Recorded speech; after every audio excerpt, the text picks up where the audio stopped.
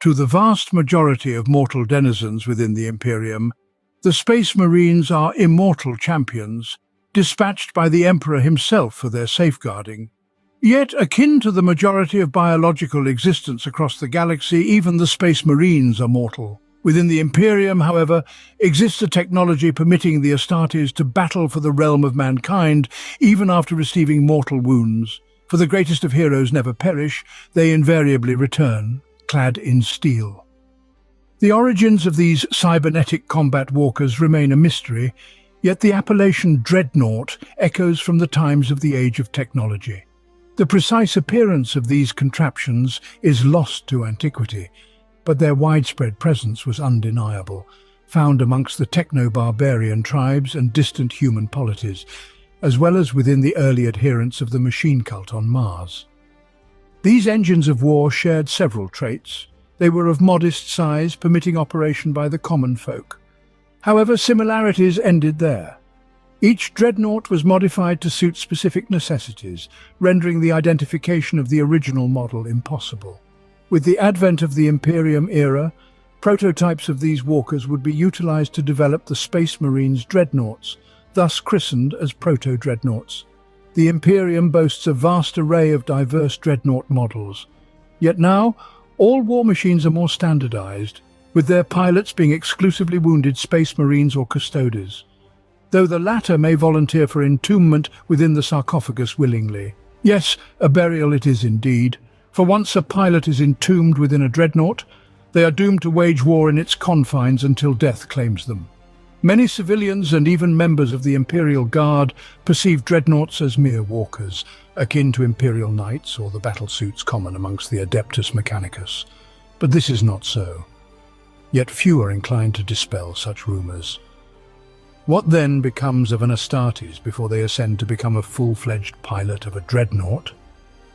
The chosen Space Marine is submerged in amniotic fluids and surgically implanted into an armoured sarcophagus. Through the use of thought impulse units, they are then connected to the sensory systems that allow them to hear and see as though they were still made of flesh and blood. Additionally, a Vox system is connected to the sarcophagus, enabling the Astartes to communicate with their brethren. Once the sarcophagus is sealed, the pilot remains interred within until their demise in battle. The sarcophagus, equipped with a life support vault, grants the Space Marine a form of biological immortality, but this boon comes with a dark downside. As centuries pass, the hero's mind gradually loses its grip on reality, making them increasingly difficult to awaken. There is also no definitive evidence to suggest whether a warrior entombed within a sarcophagus might eventually succumb to madness. Furthermore, not every Space Marine who sustains grievous injuries will be entombed in a dreadnought, for there are several compelling reasons for this. Firstly, the technology to forge new dreadnoughts has been lost to the mists of time, with but fragments of knowledge remaining, allowing the creation of but a negligible number of new walkers. This gives rise to the second reason why not all Astartes are eternally encased in metal. To be entombed within a sarcophagus is a privilege awarded only to a venerated veteran of the chapter, for a warrior's experience is far too vast and valuable to be lost. In all chapters of the Astartes, burial within a dreadnought is the greatest honour that brethren can bestow upon a mortally wounded hero. However, it is the chapter master alone who decides who is worthy of the sarcophagus, after consulting with the chief apothecary and the company chaplain of the troop in which the fallen brother served. By tradition, each dreadnought bears a scroll upon its sarcophagus, inscribed with the name of the hero currently resting within. When a new warrior becomes the pilot of a dreadnought, the machine assumes his name. In any case, if a warrior is deemed worthy, he likely will be entombed in a Castroferum model dreadnought. This model is considered the most widespread throughout the entire Imperium, as it boasts a broad array of weaponry and, surprisingly, lends itself well to modification. The exact origin of the Castroferum remains unknown, but according to the Imperial archives, it was forged or rediscovered simultaneously or after the Contemptor dreadnought. The Castroferum features an exceedingly unadorned and simple design, with angular armoured chassis equipped with a pair of legs and a pair of manipulators bearing weapons, which are propelled by power fibers and magna coils. Dreadnoughts are sheathed in enormous plates of cast adamantium armor. The thickest of these plates safeguard their shoulders, sarcophagus and leg apparatus, defending the most vital components. The least armoured are their dorsal surfaces. Depending on the tactical objective, a dreadnought may be armed with a variety of weaponry, yet one of its limbs is always equipped with a melee weapon. This could be a power claw or power fist, its might exponentially surpassing that of its infantry counterparts. Typically mounted beneath the close combat armament is either a storm bolter or a heavy flamer for engaging infantry masses. However, the primary force of devastation in a dreadnought comes from its ranged armament. The arsenal of a dreadnought is vastly diverse, capable of being armed with nearly every weapon known to the Imperium, from assault cannons to heavy plasma weapons or multi-melters. Also at its disposal are combined variants of auto and las cannons, heavy bolters, as well as missile launchers. By the 42nd millennium, the Space Marine chapters remain armed with the Castroferum Type 4 and 5 dreadnoughts. These dreadnoughts were first forged upon the forge worlds of Mars and Enceladion. They boast 75mm plating and reach a height of 3.7 meters. The length of such dreadnoughts is 2.2 meters, with a breadth of 3.4 meters. This model can achieve velocities up to 10 kilometers per hour and weighs 12 tons. The majority of the Imperium scholars and the Adeptus Mechanicus deem that the widespread adoption of the Castra Ferrum is primarily due to its more diminutive stature and simpler power plant, thereby superseding the more technologically advanced and cumbersome Contemptor. The lower profile of the Castra Ferrum permits it to navigate spaces where the Contemptor could not, enabling dreadnoughts to partake in assaults upon the star-faring nomads and vessels, as well as engage in urban warfare within the relatively constrained confines of city ruins. Moreover, the Castra Ferrum boasts a rather elementary power system, a standard thermonuclear reactor, a commonality amongst the war machines of the Space Marines. We shall now delve into the models of dreadnoughts, whose the prototype traces back to the Castra Ferrum. The Mortis pattern dreadnought distinguishes itself from its brethren through the integration of the cutting-edge helical targeting system and the exclusive employment of long-range weaponry. The genesis of the Mortis dreadnought traces back to the era of the Great Crusade, when the legions demanded heavy fire support and formidable air defense systems. In the nascent stages of the Great Crusade and throughout the Horus Heresy, the primary chassis for Mortis dreadnoughts was the venerable Contemptor. However, with the cessation of the Civil War, the Space Marines transitioned to the Castra Ferrum chassis. The most significant advantage, as well as drawback of the Mortis model, lies within its targeting system, comprised of the most advanced Avgurs and Cogitators. Despite its remarkable precision and efficacy, the helical system is exceedingly fragile and consumes an inordinate amount of energy, thus halting the dreadnought amidst its barrage. Nonetheless, a pair of heavy weapons equipping the dreadnought is capable of annihilating any target, as dictated by the mission at hand. The Mortis is capable of bearing any variety of long-ranged weapon generally mounted upon Castra Ferrum-class dreadnoughts. Yet, in the 42nd millennium, the model is exceedingly rare. Only the Dark Angels and their successors have retained the technology to produce this variant of dreadnought. Similar to the Mortis, the Hellfire dreadnought also serves as a platform for heavy fire support. However, this model is never armed with identical weaponry. The left arm of the dreadnought is invariably equipped with a missile launcher housing 8 crack missiles. Unlike the Mortis pattern dreadnought, the Hellfire is capable of unleashing its firepower even as it advances upon the foe. Yet the next two incarnations diverge significantly from those aforedescribed. The Castra Ferrum siege pattern dreadnought forsakes long-ranged armaments in favor of the Inferno cannon, huge variant of the standard flame weapon. In close combat, this dreadnought wields an assault drill upon which is mounted a heavy flamer. Such armaments can breach any fortification, be it of stone or reinforced concrete. The heavy flamer then reduces defenders to ash the moment their sanctuary is breached. The sight of a siege dreadnought advancing, incinerating all in its path, often compelled the enemy to cast aside their arms or flee in despair. Additional armaments, such as a Stormbolter or Twin Hunter Killer missile launchers, may be affixed to the dreadnought. Instead of the Inferno cannon, the siege dreadnought can be outfitted with a multi-melter or a flame storm cannon. However, this variant moves with deliberate slowness. Its maximum velocity reaches but 8 kilometers per hour, though it is lighter by half a ton than its brethren. The ironclad pattern dreadnought continues the lineage of engineering laid down by the siege dreadnoughts. Its frontal armor is bolstered by thick ceramite plates, but this additional protection comes at the cost of versatility. In the vast and unending war that consumes the galaxy, the ironclad dreadnought stands as a beacon of imperial might, primarily deployed to breach the fortified defenses of the Emperor's foes. Unlike its siege counterparts, it lacks the heavy, long-range weaponry that characterizes the artillery of the Adeptus Astartes. Its crowning armament is the Hurricane Bolter, a weapon of righteous fury, extremely effective against the massed ranks of infantry that dare stand against it. However, its wrath is less potent against armoured Walker of War. Often, the ironclad is not fitted with any instruments of long-range death at all, opting instead to mount upon each of its hulking arms instruments of close-quarter doom. The Power Claw, the Seismic Hammer, or the Chain Fist. While the might of the Power Claw and Chain Fist echo the destructive prowess of their lesser infantry-based kin, the Seismic Hammer is a tool of devastation unique to the Dreadnought's arsenal. Depending on the forge that birthed it, the Seismic Hammer might resemble a massive hammer, its head adorned with the Noble Eagle, a symbol of the Imperium, as seen on hammers of the fourth design, or it might look like a more technologically advanced construct akin to those of the fifth design.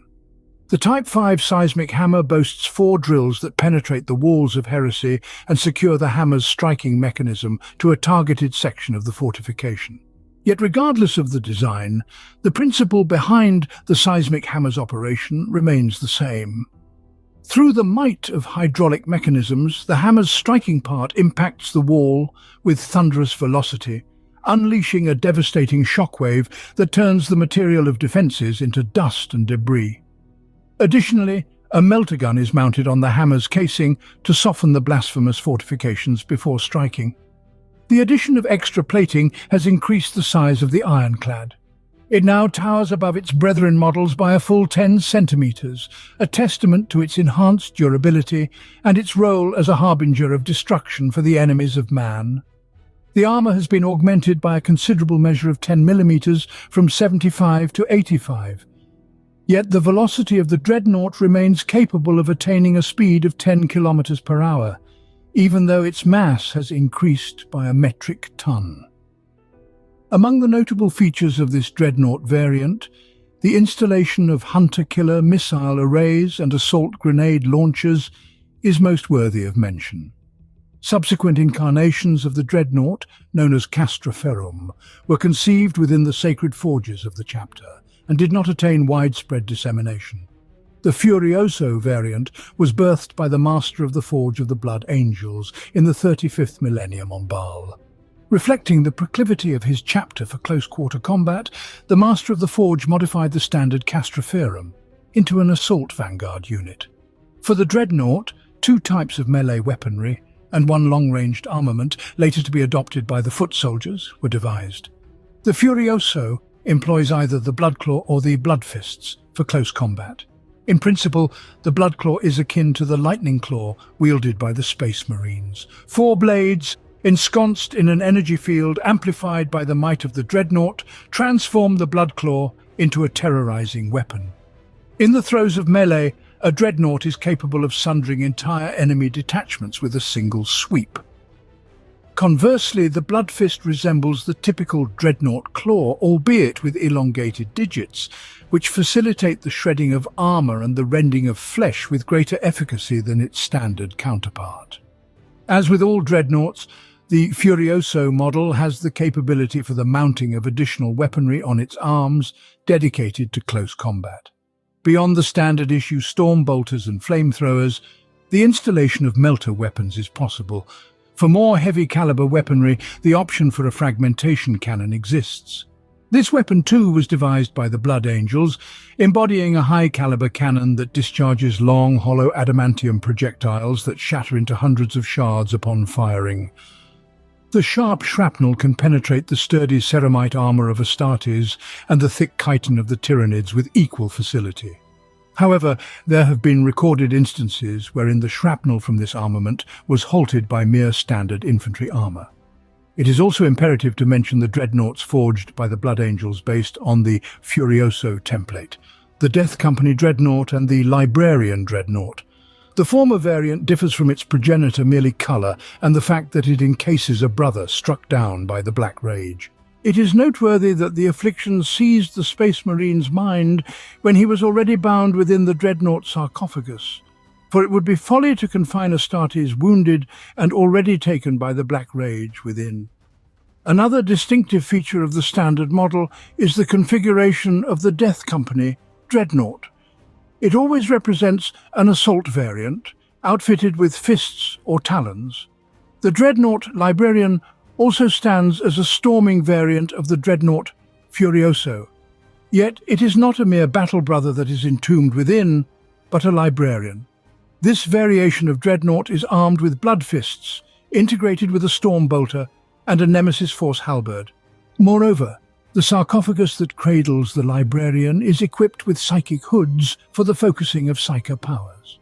Subsequent iterations of the Dreadnought's Castroferum were also forged within the forges of different orders, yet they differ only in their armaments and the internal systems. The Fenrisian Great Axes, much like the Bloody Angels, bear a flaw. Hence some of their dreadnoughts starkly resemble those employed by the Death Company. This concerns the dreadnoughts, whose pilots have succumbed to the curse of Wulfen. As soon as the Iron Priests perceive that the soul of the honoured brother has edged a step closer to its feral essence, they replace the dreadnought's standard weaponry with that of close combat. For all that the Wulfen dreadnought now desires is to rend and tear asunder. Upon such a dreadnought, one might either fit the claws of the Great Wolf, which in their functioning principles echo the Blood Claw, or indeed a weapon unique amongst all dreadnoughts.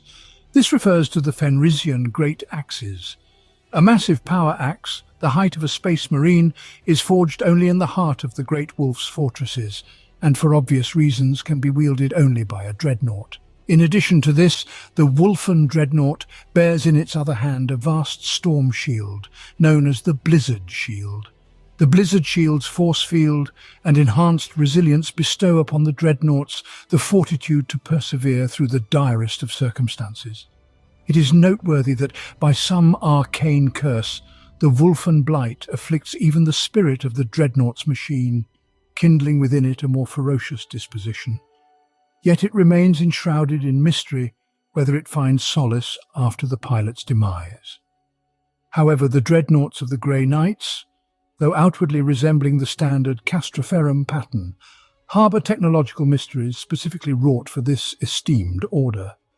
In mirror to the Demon Hunter's armour, the dreadnought is shielded by Aegis armour, empowering it to repel the onslaught of demons and the malevolent psychers. Moreover, there exists a unique pattern amongst the Grey Knight's dreadnoughts, christened the Doomglaive. Its nomenclature stems from the Nemesis Doomglaive, with which this dreadnought is armed, in conjunction with its right hand being outfitted with a massive psi cannon, capable of decimating legions of demons with a singular volley. This variant of dreadnought was forged amidst the Garanhir rebellion, when the 7th chapter of the Grey Knights faced an entire army of bloodletters. Only the psychic weaponry mounted on the dreadnoughts allowed the Brotherhood to halt the demonic incursion. Since those ancient times, the Doomglaive has been enshrined within the Order's armoury, deployed onto the battlegrounds where the Grey Knights anticipate clashing against vast hordes of demons. Like the Librarian dreadnoughts, these demon-hunting walkers stand as the mightiest of psychers, who have time and again safeguarded their brothers from the scourge of the warp. Additionally, the Grey Knights' veneration of their dreadnoughts diverges from the customs of other orders. Dreadnoughts of the Grey Knights are regarded as living connections to the origins of the Order, more ancient artifacts than instruments of war, living embodiments of the Imperium's grand victories and echoes of ancient times. Furthermore, it is often only the Grand Masters and Captains who are encased within these venerable machines of war, further elevating the reverence bestowed upon them. However, with their vast experience, dreadnoughts can often lead a strike force of the Grey Knights, or marshal half a brotherhood to assail the foe from an unexpected flank. Yet, despite the big experience these dreadnoughts possess, the Grey Knights are loath to disturb their slumber. Only when it becomes evident that the battle cannot be won by the hands of mortals does an ancient awaken within the depths of the Hall of Heroes. The command of the chapter believes that to rouse the dreadnoughts constantly would dishonour the sacrifice they once made. Thus, after a grievous battle, the ancient returns to Titan, there to rest and await the next great battle. In conclusion, one must not fail to mention two variants of the dreadnought of the Castroferum pattern, the Death Guard dreadnoughts and the Venerable dreadnoughts. As for the Venerable dreadnought, it is not so much a separate model as it is a title bestowed upon a brother who has battled alongside the chapter for millennia. They are keepers of ancient wisdom, whose knowledge even a chapter master would seek to harness, regardless of whether the dreadnought contained the spirit of a common battle brother. Yet prolonged service adversely affects the sanity of the ancient, making it increasingly difficult for him to awaken with each passing cycle. But the Master of the Forge would nonetheless expend resources to sustain such a dreadnought, even when there's a high risk that it may never awaken again. In the Venerable dreadnought, it becomes a challenge to recognize the Castroferum model. For over millennia, they have received numerous modifications and were at times repaired with parts from other chassis. Moreover, these dreadnoughts are often armed with weapons more ancient and unstable than those wielded by their younger brethren. An example of such armament is the power fist of the Venerable dreadnought, which, instead of a four-fingered claw, manifests as a fully anatomically correct hand with 5 fingers. Above all, it is in the dreadnoughts, known as Venerable, that chaplains rest, who throughout the ages have offered their spiritual leadership and projected their hatred towards the enemies of the Imperium. After the burial of its chassis, the dreadnought is usually adorned with the sacred symbols of the faith, making it resemble the armour of a chaplain. Deathwatch dreadnoughts can also be regarded as venerable to some extent, as this warrior formation possesses exceedingly few combat-walking walker. The Space Marine who is to be entombed within the sarcophagus essentially swears to serve as a member of the Deathwatch until death, for he shall never return to his chapter. Yet a brother mortally wounded still harbours a chance to return to his order, for oft do many kill teams of the Adeptus Astartes employ the sarcophagi of dreadnoughts to transport their wounded to the bastion of the Deathwatch. However, should the injured brother wish to remain amidst the Xenos slayers, he must seek the permission of his order's master before pledging his eternal service to the Deathwatch. Within the majority of these specific order's fortresses, dreadnoughts serve as living archives of data, having witnessed a plethora of different Xenos over centuries of service.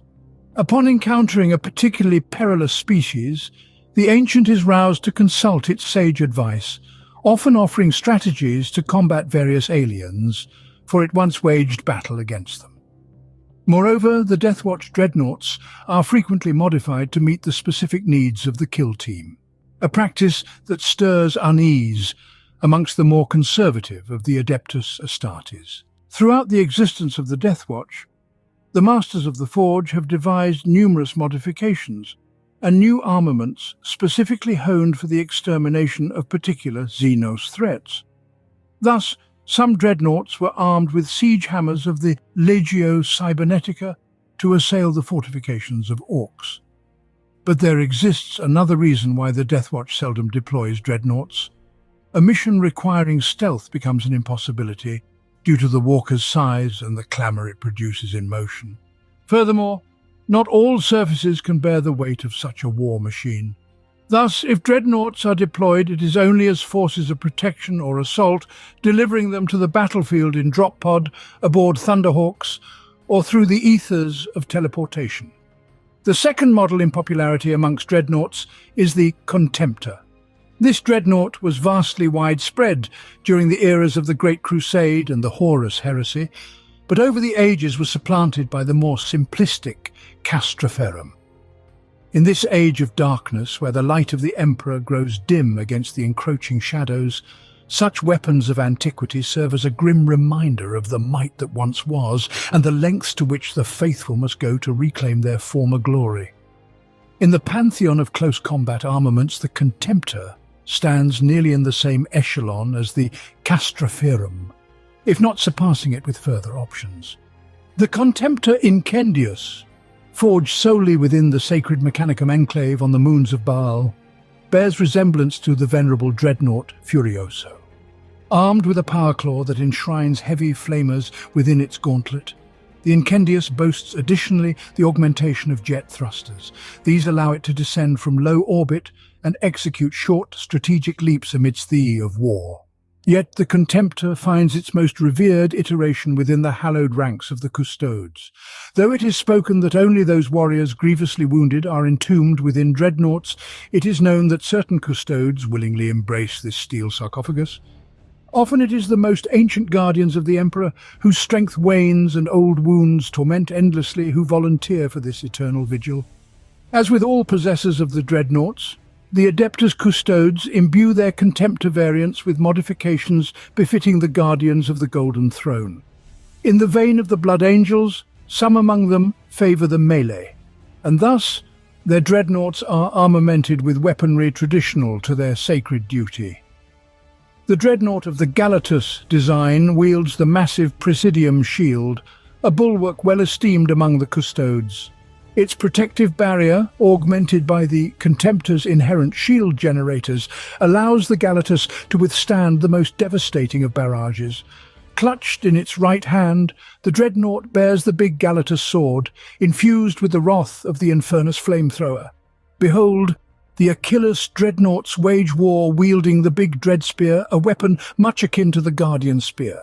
Yet, unlike the Guardian Spear in lieu of a bolter, the Dread Spear comes integrated with a Corvae Las Pulsar, a laser weapon reminiscent of a laser cannon. Furthermore, the Achilles variant is armed with wrist-mounted storm bolters, which may be substituted with heavy flamers or a relic of the Age of Strife known as the Adrathic Disintegration Cannon. Within the arsenal of the Adeptus Custodes lies a dreadnought, unlike any known to the chapters of the Astartes, the heavy dreadnought Telemon. In stature, it rivals the Leviathan dreadnought model, with its design echoing that of the Custodes' Terminator armor. Its origins and creator remain shrouded in mystery, yet it wields destructive power of a truly apocalyptic scale. Imperial records hint at the rarity of such dreadnoughts, for some components of their armor were personally forged by the Emperor himself. Moreover, there were scarce few candidates capable of mastering such a walker. It remains uncertain whether this scarcity was a matter of unworthiness, or if the complexity of controlling such a mechanism proved too daunting for some pilots. Like much of the Custodes' weaponry, the armaments of the dreadnought were of rare craftsmanship and forged using arcane technologies. In close combat, the dreadnought made use of the Telemon Caestus, a power fist equipped with miniature plasma cannons crafted in emulation of those mounted upon spacecraft. For the ranged armaments of the Telemon, they were equipped with the Arachnus pattern storm cannon and the Iliastus culverin. Though the Arachnus is dubbed a storm cannon, in truth it shares but the principle of operation with such devices. For this model is a laser weapon, yet it also employs a rotating barrel assembly. The Iliastus, on the other hand, is a bolter of immense caliber, which was also mounted upon the tanks of the Adeptus Custodes. Moreover, the Telemon was fitted with a spiculous missile launcher, akin to a miniature Apocalypse missile launcher installed on a Titan, and the generator of the refractor field further endows the dreadnought with semblance to a miniature version of a Titan. Since the overview of the dreadnought Telemon commenced with mention of the Leviathan pattern, let us then start the account of the last two rare dreadnoughts with it. The siege dreadnought Leviathan was devised by unknown engineers in secrecy from the Mechanicus. In its creation, technologies from the dark age of technology were employed, and parts of the Dreadnought were personally devised by the Emperor. Rumors suggest that from the resources expended on the creation of the Leviathan, one could forge an Imperial Knight. Nevertheless, this pattern of Dreadnought was hailed as one of the most triumphant, though it was scarce. With the onset of the Horus heresy, only the loyal legions were able to receive the new Leviathan. To the traitors, there remained no choice but to extricate the vanquished Dreadnoughts from the field of battle. Intent on refurbishing their big forms to wield them anew against their adversaries. The Dark Reapers were deeply unsettled by the advent of such a technologically intricate and supremely potent war engine, suspecting its creation was for forthcoming conflicts against the automatons of the Legio Cybernetica in the event of an unforeseen crisis between Terra and Mars. Yet, if the Leviathans did battle against the forces of the Mechanicus, it was either at the behest of Horus or in the storming of fallen Forge worlds. Like many marvels of the Great Crusade, some Leviathans persisted into the 42nd millennium. Where previously they were deployed ubiquitously, now many orders prefer to consign to oblivion that somewhere within the depths of their fortress lies a mighty dreadnought. The cause of such avoidance is the unique technologies within this model, driving any new pilot to the brink of madness. Wounded Space Marines become ensnared in dreams of the Horus Heresy battles. Similar to a Titan, the spirit of the Leviathan machine seeks to devour the mind of its pilot. Hence, only a few dare to place a mortally wounded brother into such a dreadnought. Solely a Magister can command not just the interment in a sarcophagus, but also the deployment of this model of dreadnought. For it is unknown whether the dreadnought will heed the commands of its squad's leadership, or instead charge into battle obeying the orders of long-fallen warlords. As the designation of this particular dreadnought model suggests, its primary role consists of breaching enemy fortifications and annihilating armoured machinery and titanic beings. By its design, the Leviathan resembles a hybrid of the Contemptor and Castroferum dreadnoughts, yet it towers above and greatly outmatches them in bulk. The thickness of its armour remains a mystery, but by appearance the Leviathan is significantly more formidable than its dreadnought brethren, and akin to the Contemptor model, it is shielded with atomantic shielding. In its standard configuration, the Leviathan is armed with siege claws, within which are housed melters. Like the Castroferum siege model of Dreadnought, the Leviathan can also be armed with siege drills. For long-range firepower, this Dreadnought boasts a Leviathan storm cannon. Additionally, it may be outfitted with a Grav Flux Bombard and a Cyclonic Melter Lance. Where the first weapon type is an enlarged version of the Graviton cannon, the Cyclonic Melter Lance closely mirrors the Arachnus storm cannon, save for the fact that it emits melter rays in lieu of lasers. Moreover, embedded within the Dreadnought's chassis lie heavy flamers, which can be substituted with paired Volkite culverins. For supplementary armament, the Leviathan employs either a missile launcher equipped with hunter-killer missiles or hull-mounted grenade launchers for deploying Phosphex projectiles. The Dreadnought, the latest dreadnought model developed at the dawn of the Imperium, stands as a testament to the imperishable might of mankind's martial prowess. This dreadnought, forged in the era of such walker as the Lucifer and the Castroferum, outwardly bears a more bloated resemblance to the venerable Contemptor class and harnesses many of its technological advancements. Its primary role, distinct from its kin, lies in delivering thunderous heavy fire support. Indeed, this mobile firewalker was embraced with fervent zeal by the legionnaires. Much like the Leviathan dreadnoughts, the Dreadnought did not initially proliferate amongst the legions due to the prodigious resources required for its construction. However, with the onset of the galaxy-spanning heresy, demand for this dreadnought model surged, prompting a significant increase in its production. Endowed with robust stability and capacity, it served as a trial platform for the testing of new armaments destined for the Space Marines' legions. Its basal configuration boasts a chassis mounted with twin-linked Anvilus autocannon batteries and an Aiolos missile launcher, the latter notable for its capability to unleash destruction upon multiple targets simultaneously. Similar autocannon batteries were also mounted upon the Titanic War Master Titans for anti-personnel defences. The Iolo's missile launcher, distinguished by its multiple target engagement, bolsters the Dreadnought's armoury. Supplemental munitions include the customary heavy flamers or bolter weaponry. However, as principal armaments, it may also be outfitted with the devastating Hellfire heavy plasma guns, Volkite falconets, or the fearsome Arachnus heavy laser cannons. Yet let not the uninitiated conflate the Arachnus armaments mounted upon the Derideo and Telemon chassis. Their likeness ends with their denomination, for the Derideo lascannon operates upon the same principles as the standard lascannon. Its missile battery, meanwhile, could be substituted with the Boreas air defense missile system, comprising 4 anti-aircraft missiles. Like other machines of antiquity, the Derideo Dreadnought is equipped with an atomantic field projector and, akin to the Mortis class, possesses the helical targeting array. Yet, in spite of the technological decadence, the Imperium remains capable of forging innovations, not merely resurrecting the technologies of the past. This is exemplified by the Dreadnought Redemptor, engineered specifically for the new generation of Astartes.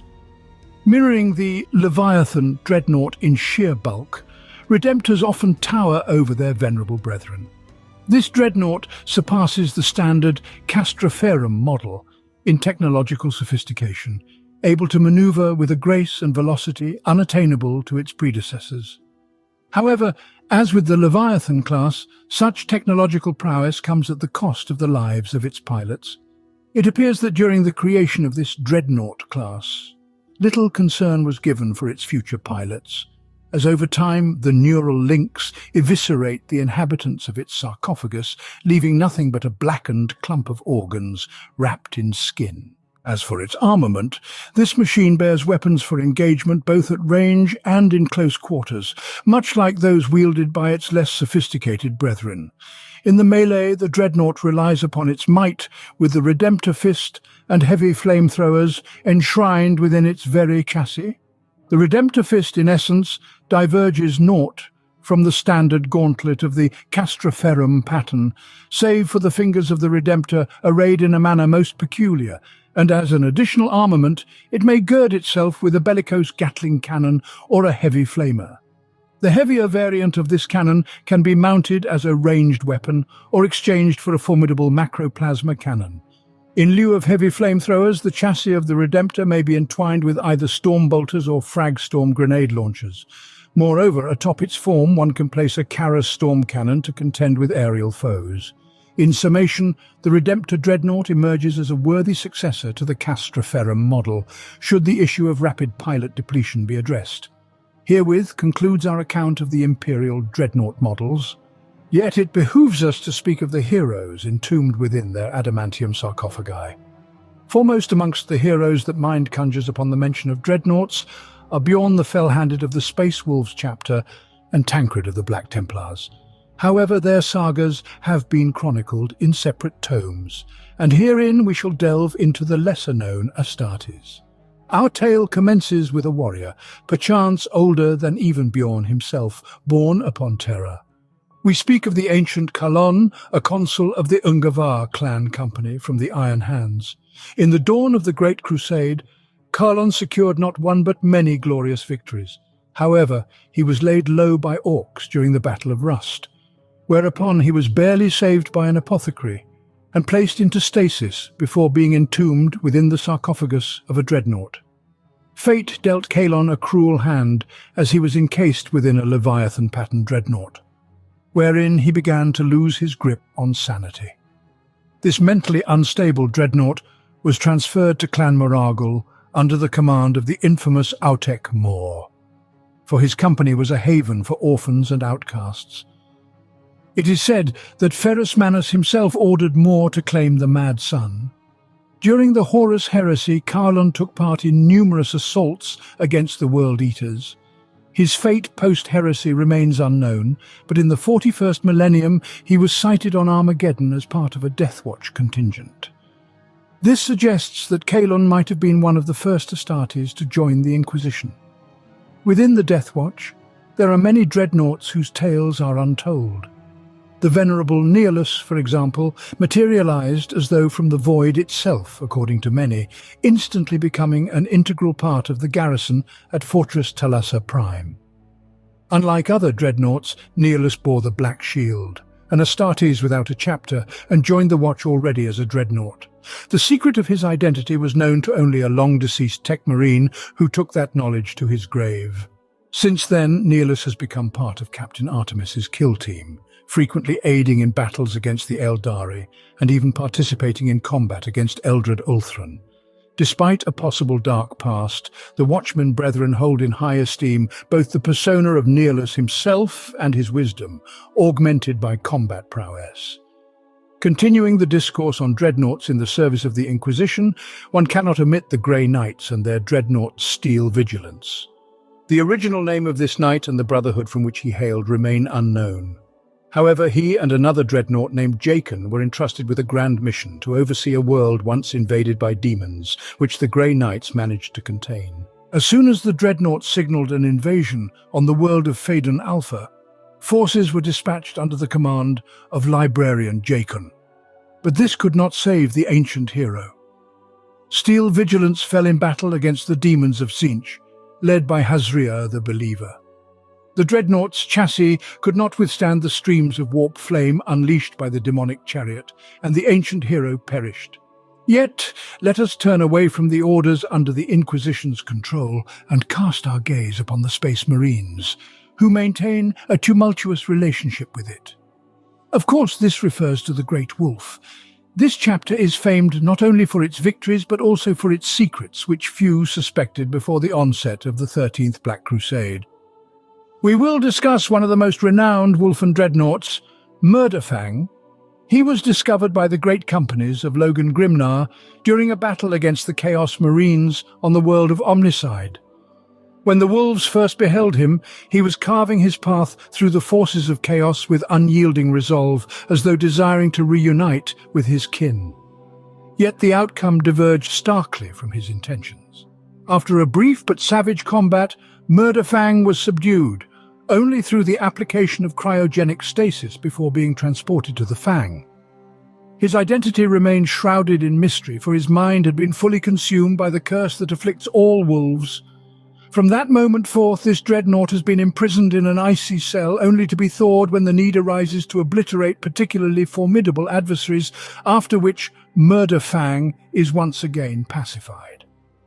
However, it appears this ancient warrior retains vestiges of his consciousness, as in the year 999 he aided Logan Grimnar in locating the Wolfen on the doomed world of Vicurus, suggesting they might be the only ones capable of communicating with him in any form. The most comparable entity to a Wolfen dreadnought, as previously mentioned, is the Deathwatch dreadnoughts of the Blood Angels, which also serve as the final resting places of great heroes. Among them is Moriar the Chosen. Known in life as Captain Morleo Moriar, he was critically wounded on the planet Clamorga and subsequently interred within a dreadnought chassis. Upon awakening, he immediately succumbed to the Black Rage, but over time managed to barely contain his affliction and continue the battle, now as a member of the Death Company dreadnoughts. There are whispers that Moriar, in truth, has been ensnared by another curse, known as the Red Thirst. Therefore, the Tech Marines were compelled to modify his sarcophagus that the Chosen might sate his bloodthirst. Yet not all dreadnoughts of the Blood Angels are so wrathful. Among them are those distinguished by astonishing patience.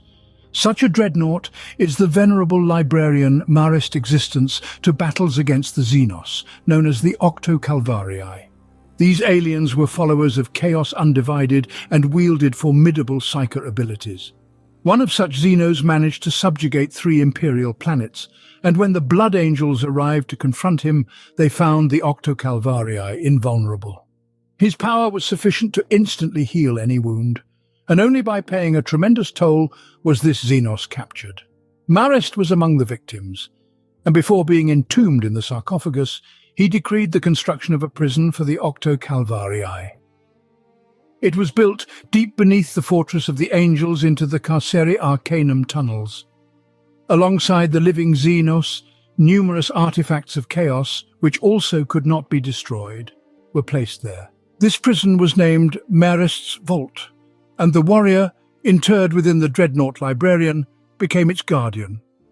For 3,000 years, without closing his eyes, he guards the vault, occasionally receiving visitors from among the highest-ranking members of the Order. However, the other angels have not forgotten Marist and pass down the tale of him to every new neophyte, so that every battle brother may know of the librarian's sacrifice. But not all heroes were fortunate enough to survive in the grim darkness of the far future. Many fell, yet their valor remains honored by the brethren of their chapters. Among them, however, exists one whose name was nearly forgotten, not only by the citizens of the Imperium, but also by his fellow Space Marines. This dreadnought is known as Rillanor, once a celebrated warrior among the Emperor's children. Battling since the dawn of the Great Crusade, Rillanor was mortally wounded by the Eldari and encased within a dreadnought. Upon entombment in his sarcophagus, he was bestowed the title of Ancient of Rites, overseeing both neophytes and the chosen of Fulgrim, to ensure they strayed not from the Legion's sacred traditions. Most of his time, Rillanor spent aboard the cruiser Andronius, maintaining the ritual chamber housed within. As one of the Legion's senior officers, the Dreadnought accompanied his Primarch everywhere, ensuring the execution of his decrees. It was rumoured that Rillanor could detect a man's lie as soon as the first word was spoken. As a loyalist space marine to the Emperor, Rillanor was dispatched to Istvan III, after having reassigned Captain Saul Tarvitz from active duty to the Andronius staff at Tarvitz's request. Upon the revelation of the traitor's schemes, Tarvitz took command of the loyal contingent of the Emperor's children and entrusted Rillanor with guarding a certain underground hangar. After that, the dreadnought was seen no more, and all presumed him dead. Yet he survived, and for the next 10,000 years, he forged plans of vengeance. Rillanor, by some means, managed to create a psychic beacon to lure his fallen father to the desolate wastelands of Istvan. Nearby, he discovered an unexploded viral bomb, with which the dreadnought hoped to end Fulgrim. He indeed managed to detonate the bomb at the moment the demon Primarch wrenched the organic remains from the sarcophagus. Ultimately, Fulgrim survived, although his pride was irreparably damaged. Another loyal son of the Emperor met a less horrifying death, sacrificing himself for the salvation of the Imperium. Marshal Magneric was once a legionnaire of the Imperial Fists and was mortally wounded in battle against his brother, the warsmith Calcator. A fervent follower of Sigismund, he became part of the Black Templars during the Second Founding and commenced his own personal crusade against the Iron Warriors to exact vengeance upon Calcator. Contemporaries remembered Magneric as emotionally unstable and fanatically, too fanatic even by the standards of the Black Templars. Many attributed this to the fact that the dreadnought rarely, if ever, entered slumber, and only occasionally did his loyal Castellan Rolstan implore his lord to rest. Eventually, Magneric confronted his ancient foe, yet their showdown was interrupted by the looming horde of orcs. The present enemies, once the best of friends, were forced to unite to vanquish the Greenskins. Yet it was not the destiny of Magneric to slay his kin. He sacrificed himself during the Battle of Vandis.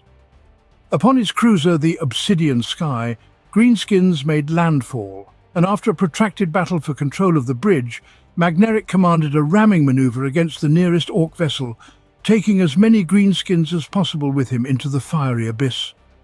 But Magneric was not the only one to be slain by the Xenos. One of the greatest heroes of the Ultramarines, Agrippa, also met his end at the hands of thrice-damned aliens. The Dreadnought, a venerable veteran, had served under the command of Captain Agemon in the First Company of Ultramarines. Yet he was temporarily attached to the company of Captain Sicarius when the chapter learned of the awakening of the Necrons on Damnos. However, many warriors of the Second Company believed that Agrippa was sent to oversee Sicarius, as the captain of the First Company envied the growing popularity of his brother within the Order. After the first skirmish with the Xenos, the captain of the second company was wounded by a Necron overlord known as Immortal.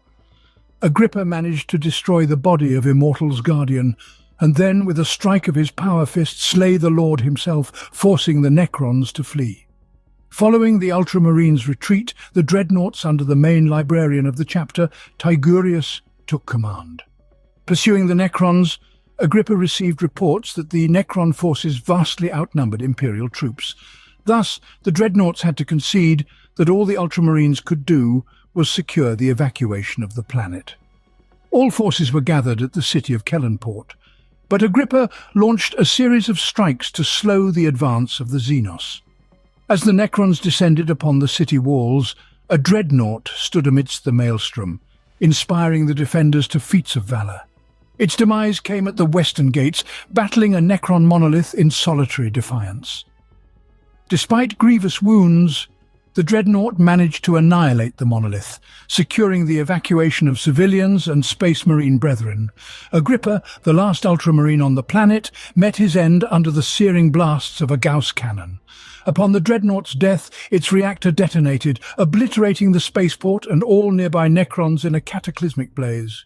This transmission concludes with a tribute to a member of the Adeptus Custodes, Debiran Callimachon. Debiran Callimachon was among the finest warriors to have fought in the Great Crusade. During the Horus Heresy, the Custodian was poisoned by a demon whilst battling alongside the Blood Angels on Cygnus Prime. His flesh slowly peeled from bone, yet undeterred, he continued the fight. After 18 hours, the conflict ceased, and Callimachon was placed into stasis. He remained in suspended animation for years, until the Blood Angels returned to Terra, where Debiran was entombed in the sarcophagus of the Dreadnought Telemon. Henceforth, Callimachon partook in the Solar War and the Siege of Terra, ensuring his legend would forever echo in the hallowed halls of history.